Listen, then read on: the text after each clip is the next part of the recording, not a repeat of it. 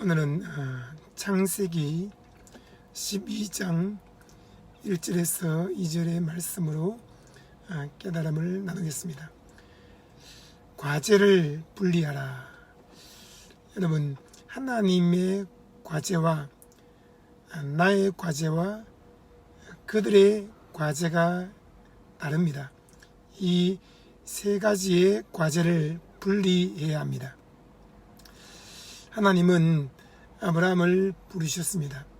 하나님이 누군가에게 나타나서 그를 부르시고 그에게 말씀하시는 것은 하나님의 과제입니다. 아브라함은 하나님의 음성을 들었습니다. 하나님의 음성을 듣는 것은 사람의 과제입니다. 하나님은 아브라함에게 본토 친척 아버지 집을 떠나 내가 너에게 지시할 땅으로 가라고 말씀하셨습니다. 본토 친척 아비 집을 떠나는 것은 아브라함의 과제입니다. 하나님께서 내가 너에게 복을 주겠다. 너로 큰 민족을 이루게 하고 내 이름을 창대케 하겠다. 이것은 하나님의 과제입니다. 여러분, 복을 주시는 것은 하나님의 과제인데 사람들이 복을 받으려고 애를 쓴다는 것입니다. 이것은 잘못된 것입니다. 하나님의 과제는 하나님께 완전히 맡겨야 됩니다. 하나님이 하실 일이기 때문입니다. 그런데 사람들은 복을 받겠다라고 산에 올라가서 밤낮 없이 빌고 또 온갖 고행과 도를 닦고 복을 받기 위해서 율법을 지키고 복을 받기 위해서 많은 대가를 지불해야 된다고 생각합니다. 그렇지 않습니다. 하나님이 복을 주시되 은혜로 주시는 것입니다. 하나님은 사람들에게 무엇인가를 요구한 적이 없습니다. 황소와 염소와 송아지 피를 기뻐하지도 않으시며 하나님은 굶주렸다고 우리에게 빵을 달라고 말씀하시는 분도 아닙니다. 하나님은 모든 사람에게 생명과 호흡을 거저주시고 모든 사람에게 복을 거저주십니다. 햇볕과 단비도 악인과 선인에게 거저주신다라고 말씀하셨습니다.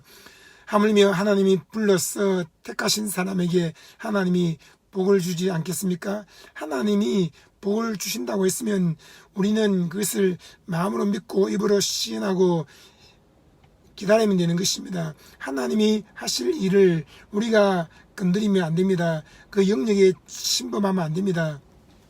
하나님은 복을 주신다라고 약속하셨고 반드시 우리에게 복을 주십니다. 저는 하나님이 복을 주신다는 것을 믿었습니다.